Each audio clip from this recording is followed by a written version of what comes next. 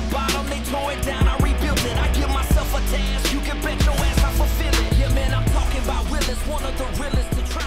What's up, guys? Compound Coalition. I have Brandon over here from 3H Survival, also the tattoo guy. I am the tattoo guy. We did a podcast a couple months ago, and we never finished it. Yeah. The storm. Then we had the SOE party. All you guys were like, feed that boy a sandwich, give him a hamburger. Yeah. He looks like a little concentration camp victim. Not really. He's really not. He's not that small. Like, I know, standing next to those big dudes on the 5-ton, he looked very small. But he's not that. He's just in shape. Yeah. So what's going on? There were a lot of big dudes there. There were a lot. Fucking Overton's a big guy that you were standing next to.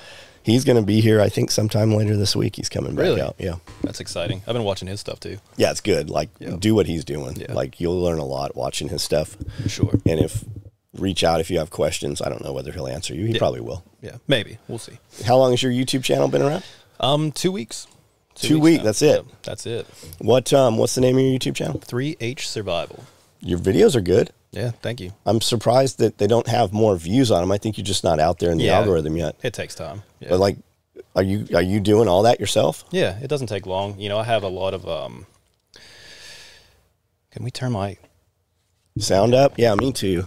I might need me on down. It's like I'm up. Very. You want down there? Yeah, test. My little bit higher. A little bit higher. Can you turn up my snare? Yeah. I guess. Perfect. Hey Google. What was the question? Are you doing all your YouTube stuff yourself?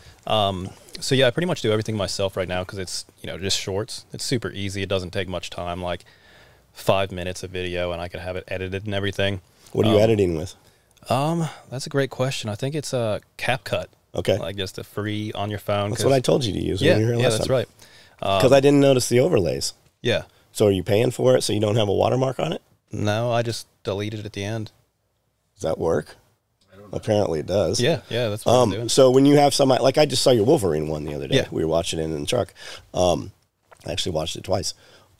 You just thought of that and you're like, okay, I'm going to do that, or do you kind of plan it out, or do you? So I usually have my best kind of ideas when I'm sitting awake at night and I can't sleep. So I'll just have like a little note, be like, okay, this is the stuff that is on my list of things to do. And depending on like if something happens, like, the new Wolverine Deadpool movie came out, I was like, this is the time to do this. I heard it's not woke even this time. Like there's no bullshit in it. Like the movie's really good. I haven't seen it yet. So we drove past 2 movie theaters on Sunday and they were packed. Like I haven't seen a movie theater packed in forever. Since 2019. Yeah, no, 100%. I'd like to go see it. It sounds pretty good. So, yeah. So did you execute right then, or did you make it that next morning? I made it the next morning.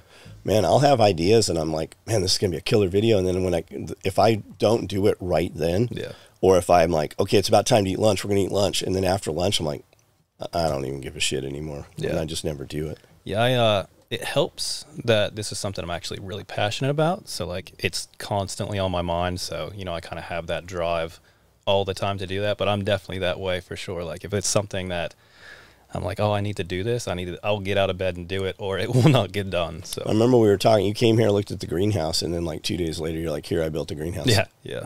It blew over? Yes. Did you fix it? Yeah, I did. We had that really bad storm come through, and it just took that and flew.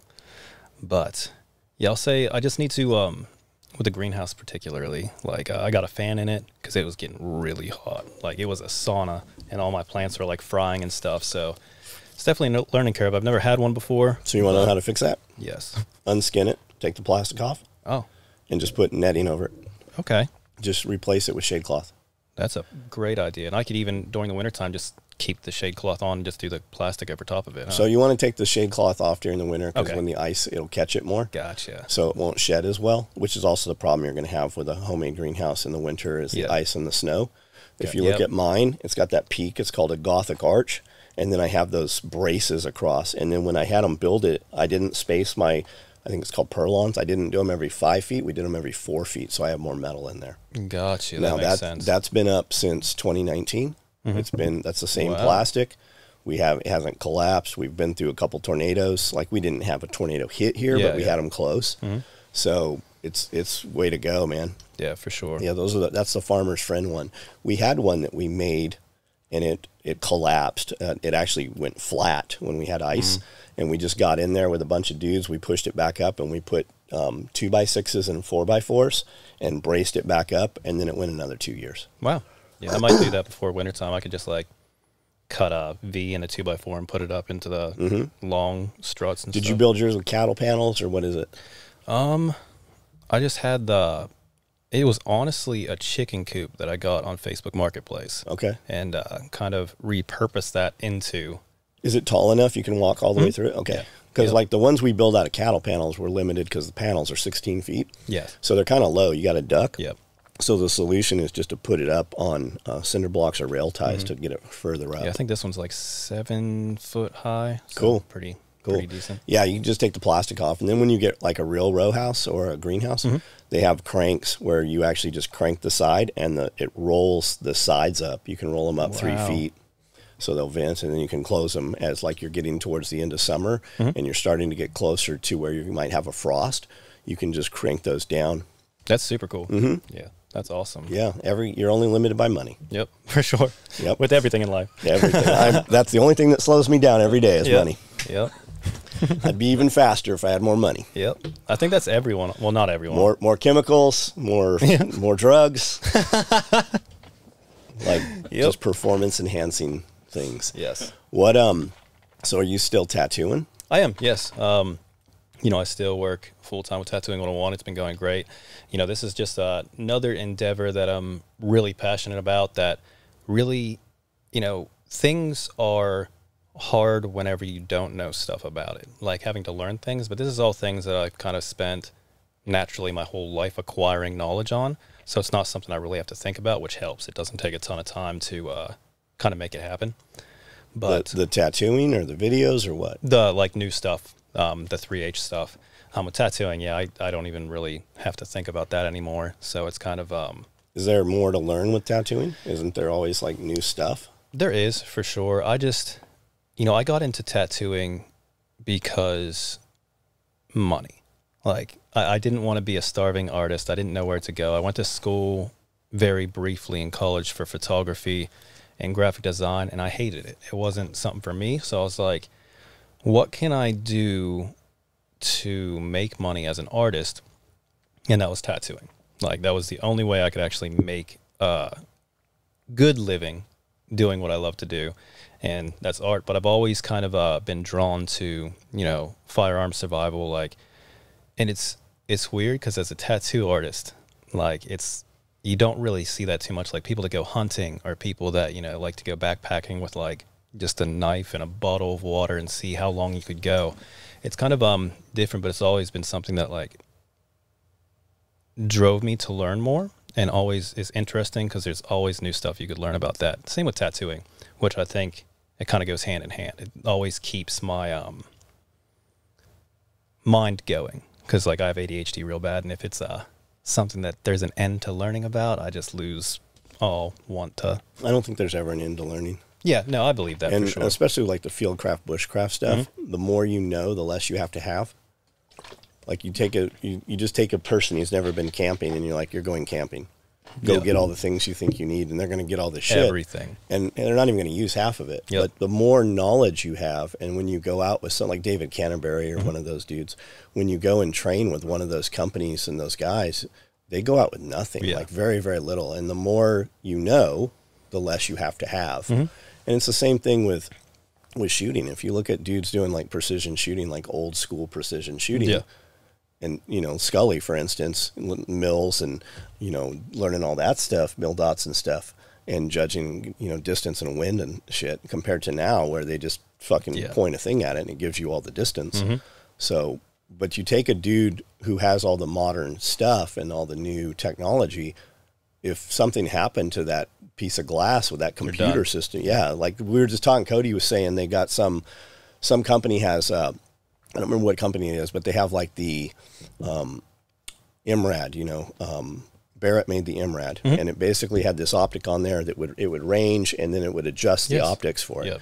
And he was just telling me today, he goes, some other company's making this thing. I go, that's rad, that's super cool, but what happens if that goes down? You don't know anything. Right. I go, you better go learn how to do all that shit. Like Yep. Jeff's out right now just went to Washington to do a long range class with Kalen Wojcik, who was, he took over. I believe Wojcik took over when Jeff left sniper school. Wojcik took over. And now, 15, 20 years later, he's running this precision rifle school. And Jeff's out there, training, taking classes from these guys on all the current technology to get up to date on it. That's wild. Yeah, but I've been seeing his pictures and stuff on Facebook. And I'm like, Cody, you could be there with him. Like, you could go do this. Like, go get these classes. Go take this training. Yeah, I'd love to get a class from Scully. He'll take you out shooting. Yeah. Yeah. Every time you shoot with Scully, it's a class with Scully. Yeah. Yeah. Really, every time you do anything with Scully, it's a class with Scully. Like, I don't even shoot with Scully, but when I'm around him, there's always something I'm going to learn. Yeah. And I'll even be like, is that real? And then we'll go look it up, and we're like, sure as shit, it was fucking. Yeah. I'm like, how the fuck do you know this? Yeah. So it's always, and Jeff's got cut. They're only 45 minutes from here. He's got almost 700 yards cut. Wow. Where he can shoot, and they're cutting out to 1,000. Like, it's fucking big. That's crazy. Yeah, you don't really see that around here. You don't see that anywhere here. All these dudes talking about, I need a rifle that'll shoot. Like, where are you going to fucking shoot that in Tennessee? Like, even like TAC Response was teaching the long range classes for Barrett for a long time, and to shoot to the capabilities of that rifle, they'd have to go to like Raton, Mexico, New Mexico, to shoot those things. And there's literally like antelope that would stick their heads up and shit between shots from the valleys and stuff. They're like, okay, don't shoot. Okay, you can shoot. Yeah. Don't shoot one of these at the Olympic Training Center out there. That's wild. Yeah, I was thinking about getting a Barrett and then just putting like a TMU red dot sight on it.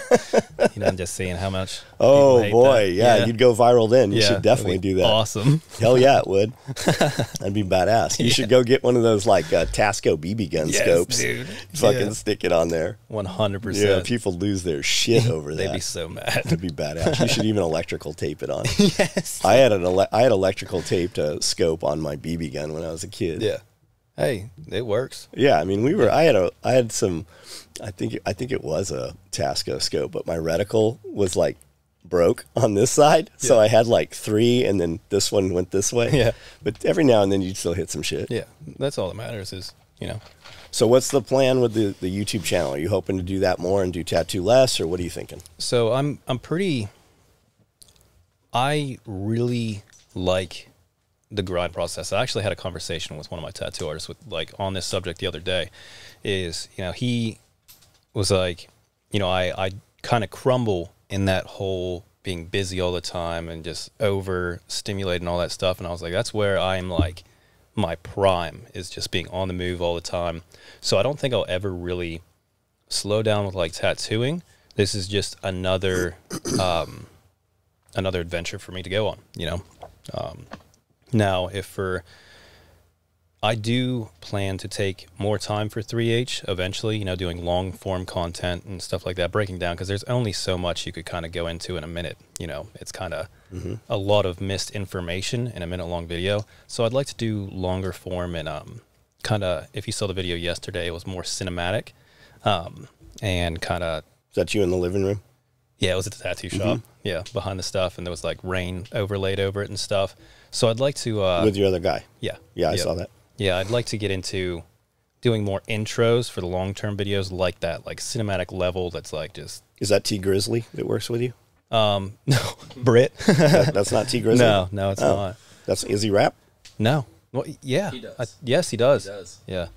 Actually, does he rap for real? He spit a freestyle for us. He's actually pretty good, yeah. Last month, and it was awesome. Yeah. He actually lost a dread, and I made him give it to me so I keep it on my keychain. Which is super funny. My wife hates it, but that's awesome. I'm like, it's a good luck charm now. Oh shit. Yeah. But yeah, I've really enjoyed it so far. It's only been 2 weeks, but it's been really awesome. I like teaching. It comes naturally to me, explaining things that, I think back when I first got into it and like all the struggles I had and, all the things that I did wrong, just like carrying an axe when I'm camping. One of the things why is that wrong though?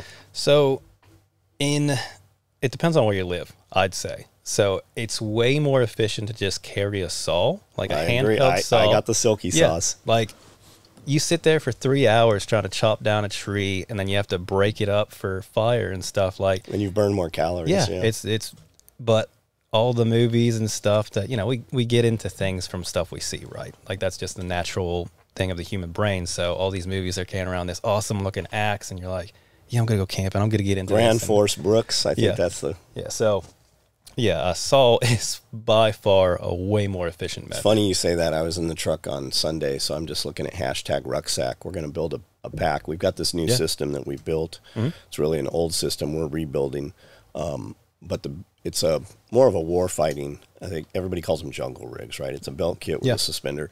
But the reason for that is you can wear a big backpack with it. You can wear an actual rucksack Yeah. or an Alice pack. So I'm building a bag again. I haven't built them for 20 years. We're building a bag that goes on an Alice pack frame. That's awesome. So I'm searching hashtag rucksack on Instagram, and all this bushcraft stuff comes up. And there's a lot of like open top, roll top bags, which look neat, but you can't fucking get in them. Like, Yeah. it'd be badass if you took that and then made it a panel loader, right? Absolutely. We can still have the top, but make it so you can actually access this fucking thing, so you don't have to unpack the whole thing. Yeah. But all of these bags have a place to put an axe. Yeah. And then I'm watching all these videos on how to carry an axe, and what if your bag doesn't have the place to put an axe, how you can tie these two pieces of 550 and Yeah, then you just roll it up. And Don't I'm like, carry an axe. and I never thought of that. I was literally like, I have a Grand Forest Brooks axe in the shopping cart in Amazon right now. And I'm like, when you just said that, I'm like, holy shit. Dude. Yeah, because I have the silky saws, and they fold up, and then I've got like even the inexpensive Gerber one or the Fiskars that retracts. Yeah. Like, that's a pretty good fucking saw. They work Yeah. way better than any axe out there. Yeah. For sure. Yeah. So that's the funny things when you're getting into something. You just see something that like you believe will work, but I've wasted so much money throughout getting into this with just the tactical stuff instead of like more knowledge based things that you don't need to spend, you know, $300 to be able to do the same thing. You know? Well, that's all your EDC stuff. Like, we took this guy that worked for us to Blade Show the first time. He's like, what do I expect? And I said, expect like it's the jewelry industry yeah. crossed with the comic book guys. And he goes, well, what do you mean? I go, well, nobody that's here at this show actually has to have any of this stuff. Yeah. Yeah. Like, everybody coming here that's buying all these knives and shit, they already have 20, 30, 40 knives, right? There's guys buying $10,000, $15,000 knives. Nobody has to have that shit. It's like walking into Pure One Imports or somewhere, or, you know, Hobby Lobby. There's nothing in there That you that need. you have to fucking have. Everybody went there to buy something that realistically they're also not ever going to use. It's just going to sit on a fucking shelf, probably keep the price tag on it. Yep. And that's what like Blade Show was, right? I go to Blade Show, buy a bunch of stuff, and that's the EDC market, right? Yes. We build this EDC organizer, and we make an EDC pocket pouch and all these things that have all these slots where you're going to put some kind of tool and a multi-tool lighter, and a a little- screwdriver, lighter. Yeah, and that's what I was telling Brandel. I just sent him a video, a little short, over the weekend. I'm like, we should build one of these videos every week with our EDC organizer where this week we have all purple shit in here, and then we have all red shit, and we have all blue shit. Because when I go through there, I get caught watching that shit. I'm like, oh, I'm going to buy one of those pouches. I make those pouches, Yeah, and I'm going to it's buy this other wild. fucking pouch. I go, we should market like that. And that's that thing, man. I bought all these little cool bit drivers and wrenches and shit. You know what works better than that? A fucking Milwaukee bit driver. Like, Yeah, works like- better than all that bullshit. Absolutely. Every time I'm someplace doing some shit that I shouldn't be doing, like in abandoned buildings or something, I'm like, that's pretty cool. I wish I had a fucking better screwdriver. I've got this bull. I'm like, why didn't I just fucking bring a Milwaukee bit drive? You know, an actual fucking driver with me. Yeah. That would have been way more efficient, but a lot harder to keep in your pocket. Yeah, but I mean, But you make backpacks, so. yeah, I've got a backpack. I mean, I've got a drone and fucking 3 cameras with me. Yeah, very true. I've got 4 other people with me. I mean, Yeah. No, for sure. so do you plan on doing that? Are you hoping to make money doing YouTube? Yeah, that would be nice. I would definitely be able to get more exciting things if I did. So how do you see the money coming?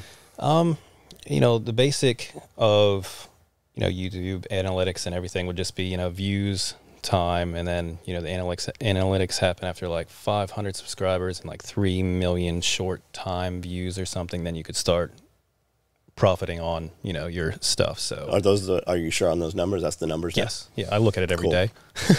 Cool. Yeah, and so so Scully had to have 1,000 subscribers, I thought it was, and he was doing full videos. He wasn't even really. They started putting shorts up, but once he got his 1,000 subscribers, they still wouldn't monetize him. Really? Because it was like gun stuff and shit. Yeah, that's possible. But there's also a lot of other people out there that it is working for. So I'm not really sure.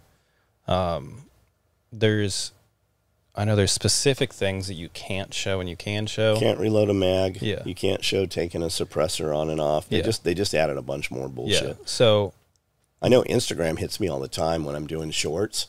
If I'm going to show, like, we have the M1 Grand chest rig sitting on the back of Scully's truck and an M1 Grand. If the gun's in the picture, they won't let me put the click-through link in so that you can buy it off of through my cart.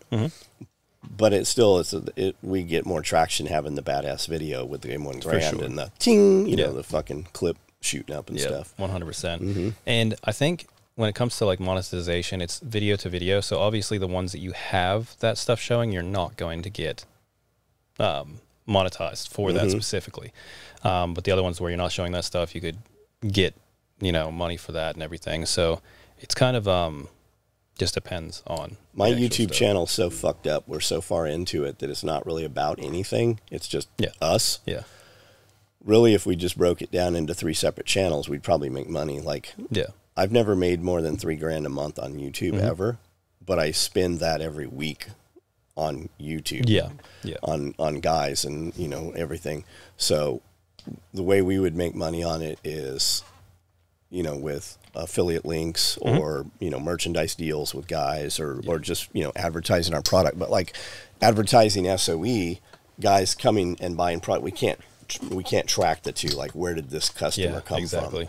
Because he didn't just come from there. He has to leave YouTube, go to the website or whatever. So there's not a real way to substantiate where that money's coming from. Yeah, for sure. I would say that I pretty much am able to take care of everything I need to without making money for this. So pretty much anything that I would make, if I do, would just go back into it, being able to, do the funny video of the Barrette with a red dot sight, stuff like that. That would be exciting, but, I have plenty of ideas. Like, I just got a Jackal, ordered a PSA Jackal, ordered 2 days ago, because I've been wanting to try that out. What is the PSA Jackal? It's pretty much, I would say it's a mix between an AR and a SCAR. So, it's kind of, the internals are kind of really close to a SCAR. It looks like a SCAR. It has like the little UGG boot adapter on the back. And, I've been wanting to try it out for a while. So I was like, cool, I'm sure if I want to see how it works, other people will too. So I ordered that. And yeah, just a lot of, I want to get the Holosun Thermal as soon as I could get my hands on it. It's really hard to find right now. But I have a dude looking around for one of them. I'd like to try that out. I've heard mixed things about it, but how much is it? I think it's $1,200 in a store. You could probably find them about $1,000 online, but you just can't find them. What are guys saying negative about them? Just that they work, but they wouldn't put their life against it. And obviously, like, I'm not going to put it on my actual, shooting rifle. It'd just be my 300 Blackout that I shoot at night. Why are they not any good? So I watched a couple videos on it, and it's just like, everything that I've seen, I've never worked with a thermal red dot before. So it looks really good to me, right? Like, everything that I see, I'm like, yeah, this is sick. But people out there that are running $5,000, $10,000 thermal, but you realize most of the guys saying that they wouldn't put their life on it, they also don't have the other one. Very true. Yeah. Like they're not the dude with. It's not the guy with the $5,000 thermal that's saying don't use the $1,200. Yeah, no, it's the dudes that don't have any thermal that are fucking throwing their opinions into that shit. Yeah, no, 100%. And the problem, like I've always heard, the problem with thermal is you can't identify. Right? We know it's a human being, but we don't know what human being it is. Yes, yeah, that is definitely a big point on it. But if you are, I believe if you are using thermal, the main focus on that would be you know, for the main thing I see is like pig hunting, stuff That's like exactly that. what I was going to Yeah, say. like- We know those are pigs Yeah. running from when you're in Yeah. the helicopter or the side by side. So, You know those are pigs. yeah, so I would say that, you know, that works. And Exactly if how you're you out in a need. field hunting coyotes and, Exactly. and you smoke that border collie, well, that border collie shot shouldn't have been out in the field if it's in your field, you know. Yeah, yeah, for sure, absolutely. And we're not going to tell anybody. Yeah, that we're happened. that, We're just going to that bury sounded- that border collie. That sounded very close to a real story. No, but I mean, I saw exactly that on Yeah. some thermal videos. I Yeah. watched some thermal stuff on coyote hunting, Yeah. and they were talking about differentiating between the dogs and the coyotes. Yeah, I would, man, seeing the thermal reviews online, it's pretty, you could see quite a bit. Like, I think I'd be able to tell. Now, not at, you know, it's a red dot. It's not zoomed in or anything, so you could still see the one I saw with pigs at 1,000 yards. You could still see them, but it's not, you know, it's not a $5,000 optic to where you could really So tell there's some night vision thermal out there right now. Mm-hmm. There's some units that have put the two together. Wow. There's something out there. When Scully just went over to Australia and New Zealand, that's what they were taking over. They were taking all the new shit over. I don't know who Travis works for, but they took a bunch of optics over to show the military when they were over. That's No what they kidding. went there, and then they went hunting. That's Yeah, wild. that shit's out there. That's super cool because, yeah, mixing them both would be Yeah. game changing. So that Jackal, what's that thing cost? I think it was, make sure my wife doesn't watch this video. I think it was about $1,200. I got it in two pieces because I wanted to get a specific barrel that I could get a suppressor for. Because it's pinned and welded. You get the barrel at 13.5 or 13.7, I can't remember. And then the flash hinder on it reaches out, so it adds up to a 16.2, so you don't have to have your tax stamp for it, which is great. Biggest problem with that is obviously that you have to get a suppressor made for that. So the suppressor I have will not work with this one because I need a special one because it's pinned and welded. But yeah, so $1,200 for it, and then I have, you know, another rifle sitting around, so worth it. What's the actual SCAR cost? They actually went up quite a bit. I looked at one about 9 years ago because it was like my firearm that I really wanted. You know, everyone kind of has that one that, like, whenever you get into it, you're like, eventually I'm going to get that one. And that's always been the one for me. But very long time ago, they were about $2,000. Nowadays, they're 5,500, upwards to 6,000. I actually just looked at them the other day. They still make them? Yes. Who makes it? FN, right? Yeah. Yep. Because I went in the gun store and I was like, hey, I want to buy a SCAR, thinking that they were a little bit more like $3,000. I was like, okay, cool. Looked them up and they were substantially more than that. And I was like, you know what? Let me think about it. And then he told me about the Jackal, the PSA Jackal. Looked up reviews because I never really do anything without thinking about it and without, like, actually looking into reviews, because I wasn't just going to get and it be trash, you know, and just be a video of me being like, yep, this sucks, on to the next. But yeah, I really like, there's a lot of good things. It says it's a little front heavy, which is fine because it would help with recoil a little bit, but that was pretty much the only negative thing I've seen on it so far, so I'm pretty excited about trying it out.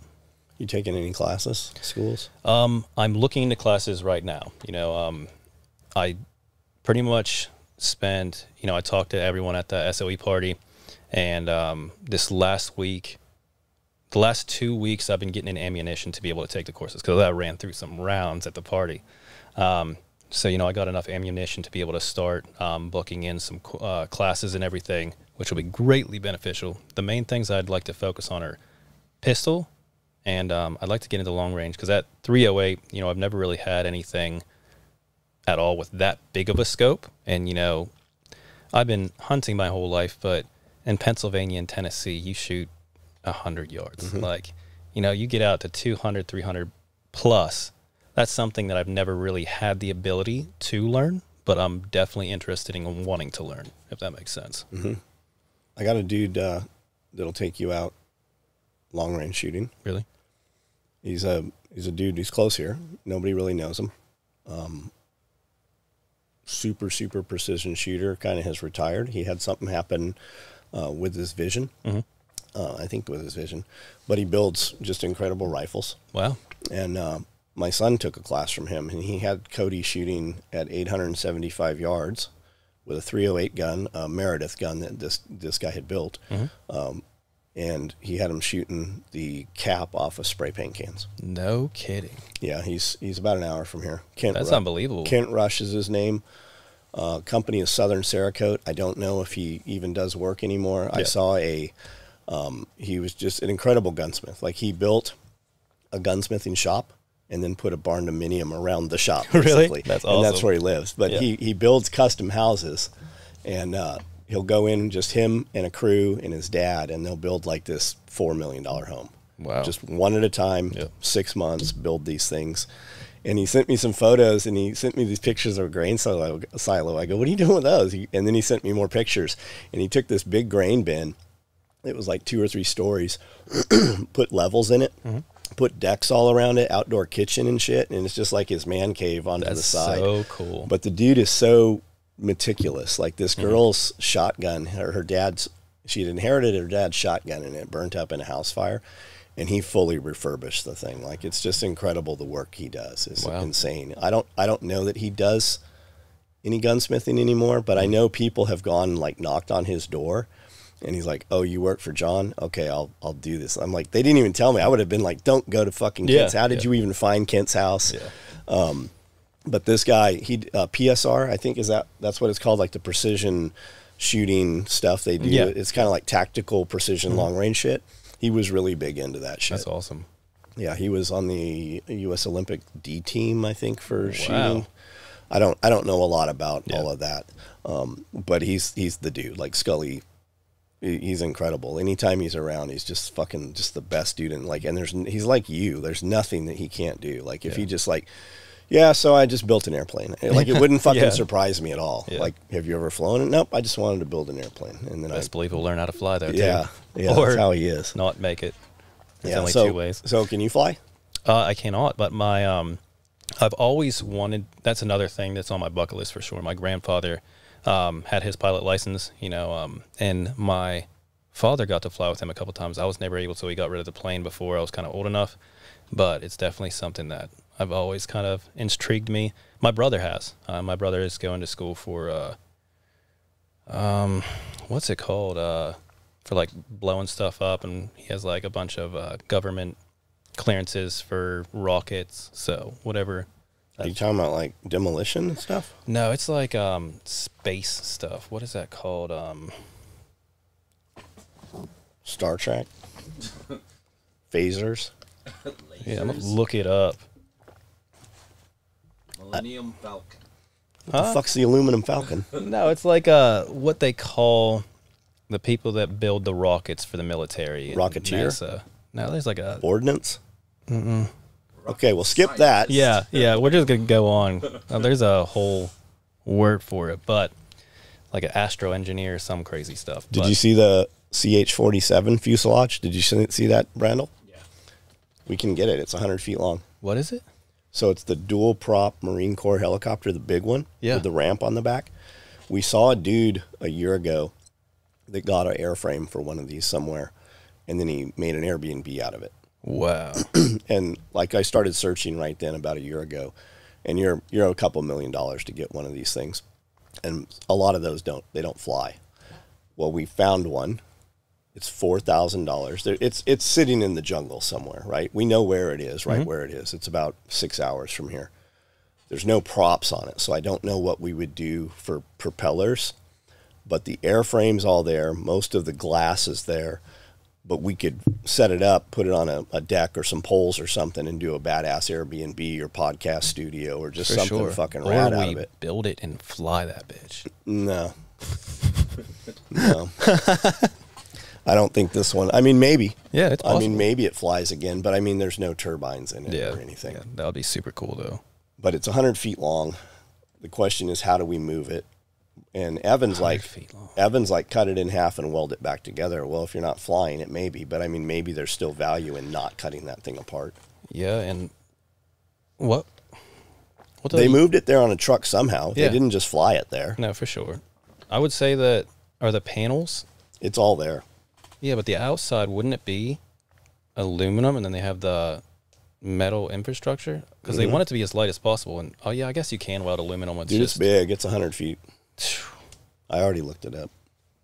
I say we just figure it out. It'd be a hell of a video series. It would be. Just get it here. Yeah, we'll just take a ton of trucks and Skid steers and yeah, big just excavators. get it out. A crane. I'm sure there's some way to lift it with a crane or something. Or a helicopter. We just get another helicopter. Yeah, that they have does those. fly. They're called air cranes. Yeah, and then just lift it out, and then we don't have to worry about driving it either. We can Yeah. just- So you'd said you became a tattoo artist because you wanted money. yes, yeah. for So sure. you teach guys how to tattoo. Mhm. So you have a lot of students out there. yeah, for Do sure. you have some students that have become highly successful or pretty successful? Yeah. So what could a guy starting to tattoo, what could he expect to make? Like, what's a lot of money for a tattoo artist to make? So a lot of money, you're talking, if you are grinding and really putting in the work, and that's the problem. Like the money is specifically on how much you want to put into it and how much time you're willing to, dedicate. Like there's people out there making $300,000 to $500,000 a year tattooing. Are you going to make that first starting out? No, but you could easily make $100,000 a year if you are putting your mind to it. When I first started 5 years in, I was probably making about 40. Now this was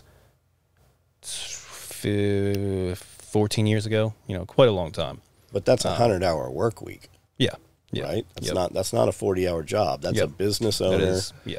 And then you're going to have to scale that, and you're going Mm-hmm. to make partial revenue off of how does tattoo work? Like you rent out a booth or something, Yeah, you so- rent a chair like a hair salon does. Yeah, so this is specifically off the artist. This is not talking me specifically what I make. So like as an artist, you could easily make $100,000 a year. Okay. And that is your percentage, depending on your percentage, if it's 50, 60, 70%. If you're working 50, you just have to work more for the same outcome. But that just goes on, how good you are at marketing. It all lays down on you, Who do you think are some of the more famous tattoo artists out there? The people that, pretty much Ink Master has made The TV show? people pretty famous. Is that why everybody knows Kat Von D? Yeah, because of TV, Okay. for sure. I would say Does she still tattoo? no. I think she just actually converted to Christianity, got all her stuff covered up, and Yeah, I think she changed her covered- life. And then her Instagram's all like she just planted 1,000 black tulips or Yeah. something. Yeah. And then she's, I get. You think she's made her money and now she's just wanting to do something different, or you think it's real, or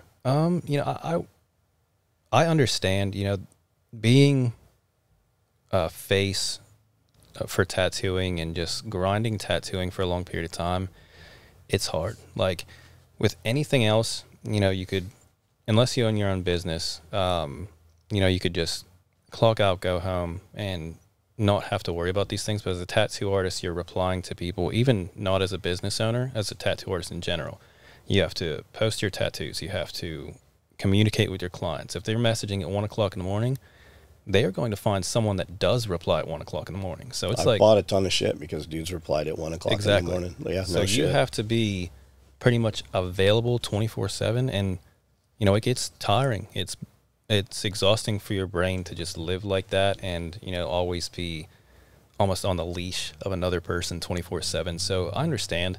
I kind of enjoy that. I enjoy the constantly able to run my brain and get the next thing happening, and it just all depends on drive. But I could understand why she'd want to get out of it. Do you think she had a bunch of businesses though, right? Didn't she? She had a bunch of artists and stuff. I think so. I haven't heard anything. And then like a makeup line and. Yeah, I don't follow her. So when you jump into tattoos and you decide you don't want to be an artist anymore, how do you remain in the industry and still make money in the industry? I guess you could be a shop owner. That would be one good way. But well, like what are the consumables? Would you start a company selling supplies or like tattoo machines or? So I will say I know of a dude that was thinking about doing that, and just the overhead and tattoo supplies is just ridiculous. They're always coming out with new stuff. Like it's not a company. There's a reason to why one guy pretty much owns a lot of the tattooing companies. Like there's a reason behind that, because it's so hard to get into it because of all the new things all the time, and all that stuff is just logistics nightmare. So I would say that the biggest way, if you wanted to get out of tattooing, is just, you know, opening up a couple of shops, making them run correctly, and then you could still make a profitable living, and also help your employees make a profitable living too, because you have to make them happy or you're not going to do shit. So having a good connection with them and everyone on the same page, so you can kind of step away and those doors are still revolving. So if somebody wants to, somebody who's done no tattoos at all, how do you get into the tattoo industry? Get tattoos.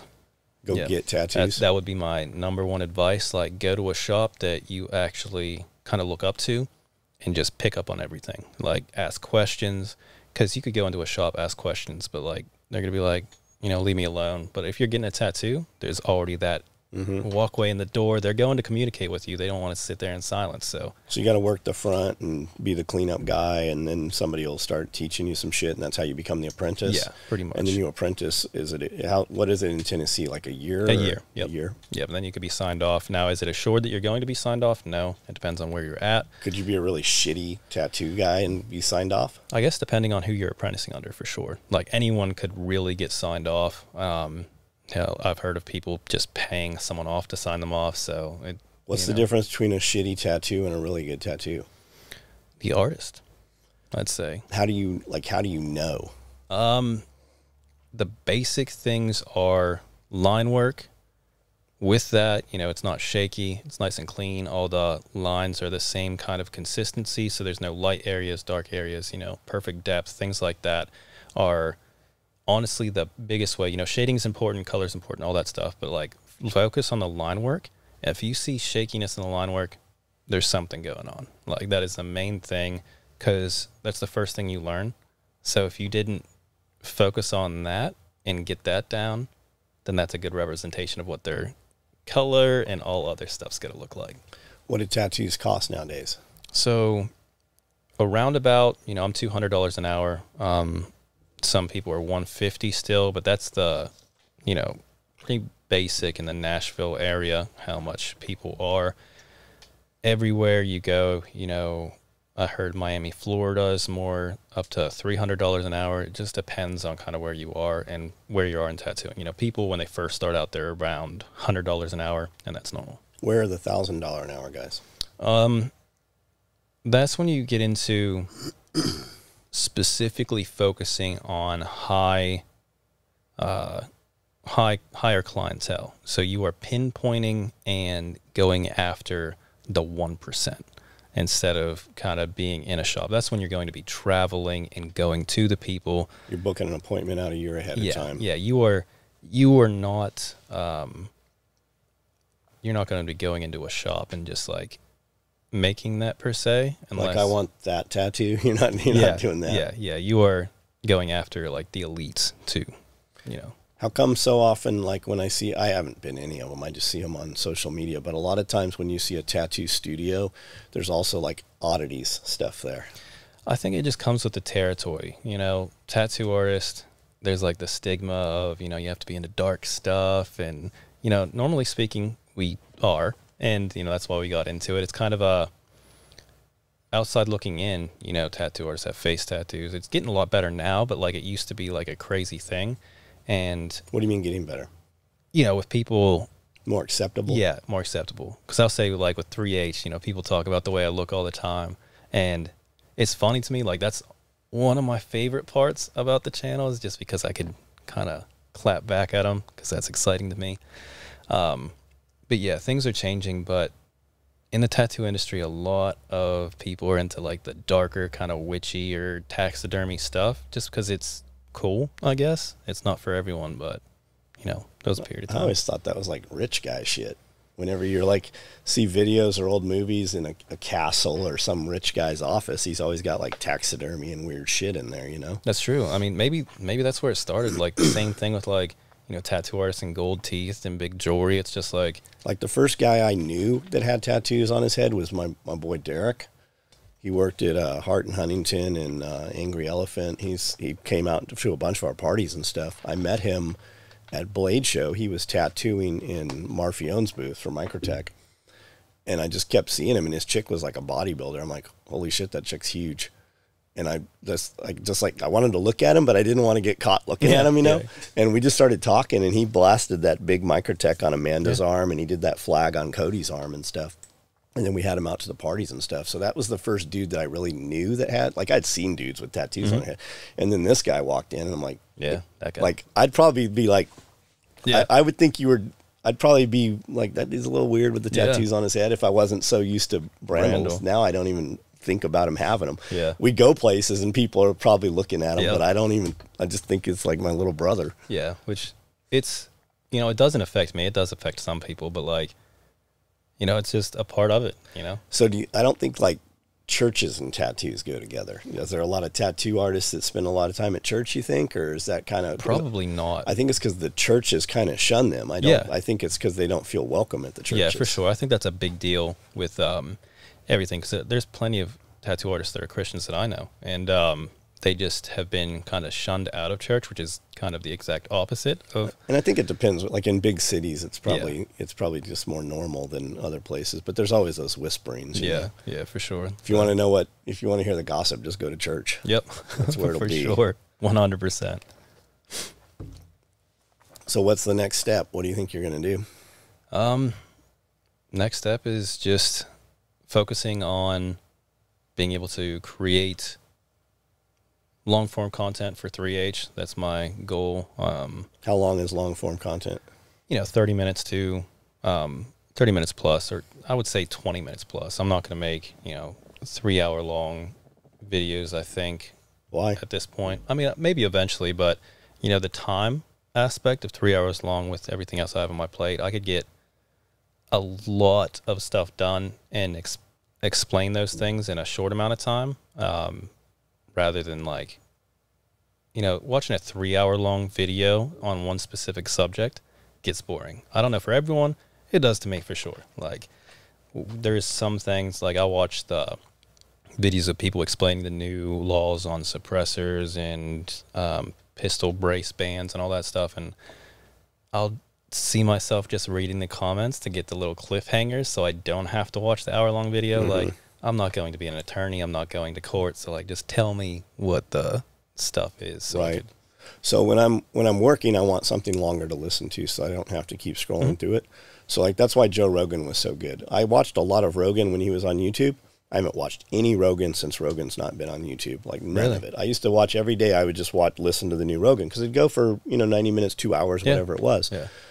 Tim Pool, I'll listen to some of his stuff because it's longer. Okay.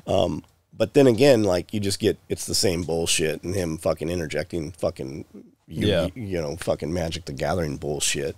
Yeah. So I can just listen to the shorter pieces, the 15-minute clips, and get just the important meat and potatoes. I listen to Valuetainment, Bet David. I'll listen to, especially his interviews with people, because it does run longer. But I find when I'm watching short form content, if I'm trying to accomplish things, I'm spending too much time scrolling through. And it's really, I think, fucked up my attention span. I will spend more time looking through, deciding what I want to watch than actually, and I'll spend 15, 20 minutes scrolling through. I'm like, do I want to watch that? What's next? What's next? And it'll take me 20 minutes just to decide that I'm going to watch this 5-minute thing. Yeah, it's terrible. And before you know, fucking I've wasted an hour of my time. Yep. So there is a ton of short stuff out there. I feel like these guys starting up now are actually building tons and tons of shorts before they ever put anything long out. If you look at Overton was tied in doing some stuff with Wrangler Star. And if you watch Wrangler Star stuff, his shit was all long. All of his older videos, it was all homesteading and stuff like that. Modern Day Civilian is a really good channel that I enjoy, and it was all short form stuff, and he built a ton of it. Dirty Civilian, that's another YouTube channel that I think is great, and their stuff's longer, 15, 20 minutes. Yeah. Not a lot of shorts, but it seems like the new recipe is to put out a ton of shorts, build an audience, and then drop longer stuff. Yep. Are you reading that or seeing that anywhere? Yeah, no, for sure. That's why I'm pretty much only focused on the short stuff for right now, because of that reason. Yeah, they're really pushing shorts 100% on YouTube right now. Because that's how our channel, we set at 25,000 for 10 years. Yeah. And then Austin started taking our long stuff, just our conversations, cutting it up to the most, just the little cliffhanger or the most, controversial pieces out of it, and build it into a 10, 15-second short, and literally intentionally remove the last couple of words so that people did get angry about it. If you had 2 more words, they wouldn't have even commented on it. And that's what grew it. That's what took us. We're at 120,000 now. Yeah. But that all happened in 12 months. That's wild. Just from the shorts. Yep. Yeah, shorts are definitely a game changer nowadays. And we're super lacking on our shorts. Like, there's no call to action. Like, we don't fucking get anything for them. Like, half the time I click on them, it doesn't even say, you can get this product here or, anything. So there's really no other You should start that. Yeah, I need somebody to I need to get a company or somebody to look at them and go, hey, here's what you should do. Because I don't have a fucking clue, and we're not doing it. Yeah. No, definitely. Call to actions are really important for anything that you do for any of your bag stuff would be a game changer. But on the shorts, how do you do it on the short? So very quickly, I know from Tattooing 101, for shorts, it would have to be natural. You're not like just, hey, buy this. But, if you are wearing a bag, you could just add the link, whatever you're posting on, it'll just pop up for a split second, like over top of the bag, to be like, this is where you could get the bag without saying it. Is that a click-through link, or that's just a video? Just a visual? It would be a click-through link. On YouTube? I don't know about, I'm talking to Instagram. Yeah, so I know how to do it on Instagram. We've got Instagram. So with YouTube specifically, you'll just be like, okay, if you're interested in this, just go down into the comments or the info underneath the video, and then the link will be right there. I think that's the only way we can do it is to pin it into the first comment on comments. But you could just, that took 3 seconds, just like, hey, if you'd like to get one of these, just go to the comment section, link will be right there, and then just go back to what you're talking about. So it's like real natural. I would say that's the best route for YouTube specifically. It seems to help. Cool. So what else are we going to do while you're out here? We are making uncrustable pouch for my kid, which I'm super excited about. Why in the fuck are we making an uncrustable pouch? Because anyone that knows me knows I eat at least one Uncrustable a day. Why? So they're just so efficient. Like, you just grab it as peanut butter in it, which is great for you. So, like, I don't have to have any sort of heating up anything. I could just take it, it thaws out in my pocket, and I'm good to go at any time. Let's just eat steak. Yeah, but I gotta, like, cook that. You have a whole adventure truck with you. I know. Don't you have like a stove in there? I don't have a stove. No. A grill? No, I don't. Nothing. Which is surprising. You got a refrigerator and a freezer in there? I did when I came here. I don't normally keep it in there all the time. So why do you drive around with all that shit? Because it looks cool. No, I know why you do. I'm just giving you shit. Because it looks cool. And I get a lot of talk about it. People will be like, what's in the back of your truck? And then I'll get customers with that. And, it's kind of like your giraffes. It's a talking piece. And I will say that I've been pulled over for, actually, I left the SOE party. I got pulled over for speeding coming out of here. I've been pulled over 7 times. How far from here were you pulled over? 5 to 10 miles away. It was in that really slow area where he was like, did you not see the bright yellow signs? And I was like, no, I didn't look at them. But he was super cool. I've gotten pulled over 7 times and have not gotten a ticket yet. So I'm just going to say it's because of the way my truck looks. And we're just going to run with that. Yeah, your YouTube channel is really good for like the overlanding stuff. Mm-hmm. It all merges really well. Yeah, for sure. So you could do content on that too. Mm-hmm. Cool. Well, let's go eat lunch and sounds good. Tell them where to find you. When? Where to find me? Yeah. Like right now or on YouTube? Anybody listening to you that wants to find you.